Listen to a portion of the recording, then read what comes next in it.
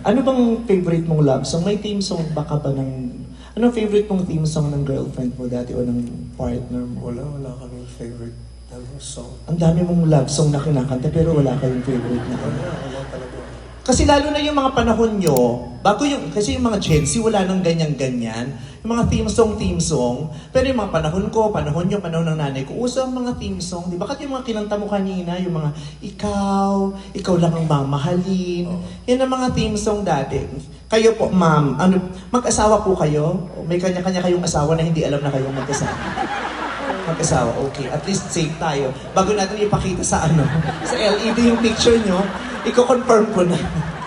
Baka magaya tayo dun sa CEO dun sa Amerika. Oo.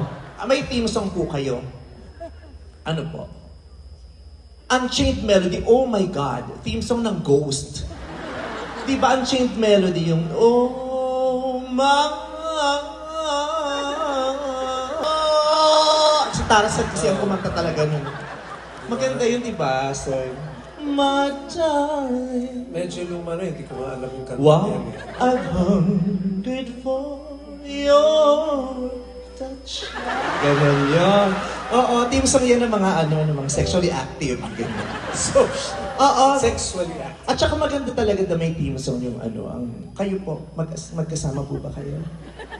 Magpinsan. Huwag kayong magkaka-team song, please. Oo, magpinsan kayo. Oo. Sino ba yung mukhang mag-asawa? Ma'am, may kasama po kayong asawa? Siya, ano pong team song nyo?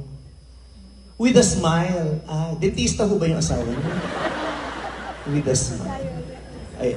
Kasi dati, nung kinukwento sa akin ng nanay ko, ang team song daw ng mga mag-aasawa o magpapartner, may kinalaman sa kung gano'ng kadalas silang nagsisiping o nagniniig gabi-gabi.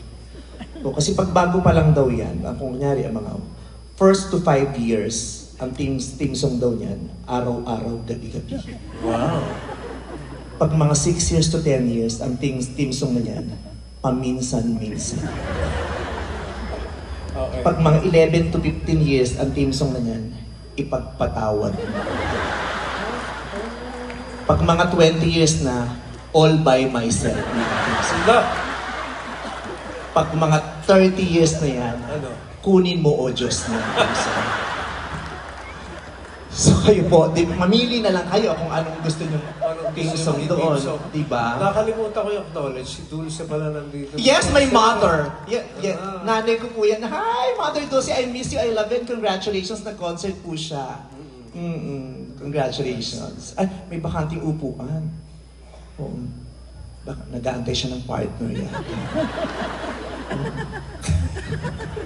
Pag nanonood ako ng mga concert ng mga ballads, so mga spills, nagkukwento sila ng mga hugot-hugot. Pinanonood kita kanina pa, sabi ko, ay hindi siya nagkukwento ng mga hugot. Tapos nakita ko ngayon, kaya. Tama nga, huwag ka na magkwento ng mga hugot tungkol sa pag-ibig. Siguro naman sa edad ng mga taong doon, nakamove on na kayong lahat. No? Wala nang hurting dito at heartbroken. Wala na, di ba? Bibihira na.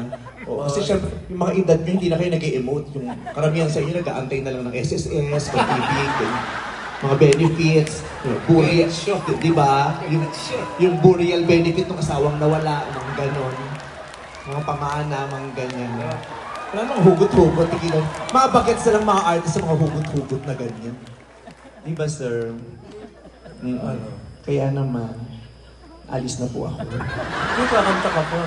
Kakanta pa? Meron pa isa kanta. Dami niyo naman demands.